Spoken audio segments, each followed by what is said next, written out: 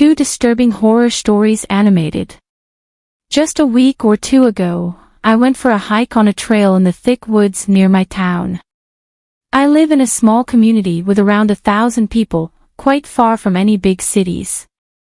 The woods on the edge of town are pretty flat, with no big hills but some ponds and small rivers. I was headed to one of these rivers where I've been a few times before, but I'd never camped there until that day.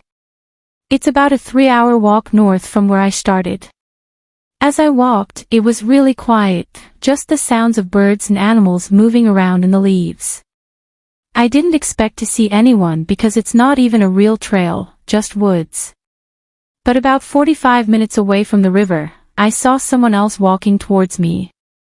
We both seemed surprised to see each other, and the guy looked a bit nervous.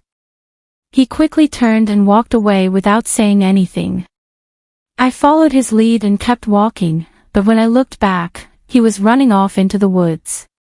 It felt weird running into someone like that, and seeing him run off made it even stranger. It was like he didn't want to be seen or didn't care that we bumped into each other. Anyway, I kept going and finally made it to the river. I set up camp by putting down my bag and tent in a flat spot. Since the sun was setting, I made a fire with some sticks and twigs I found lying around. I was planning to stay up and look at the stars, away from all the town lights. But as I sat there, I heard footsteps behind me, slow and careful ones. I turned and looked but couldn't see anything in the dark. The footsteps stopped, but I could feel like someone was watching me. So, I grabbed my flashlight and shone it around, but still, I didn't see anyone.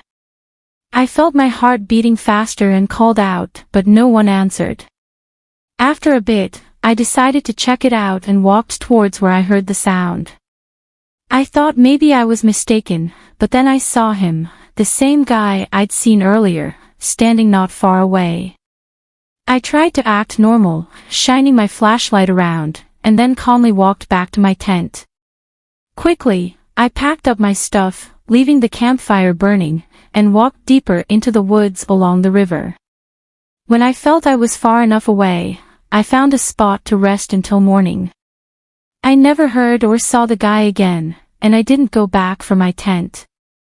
It was just too creepy.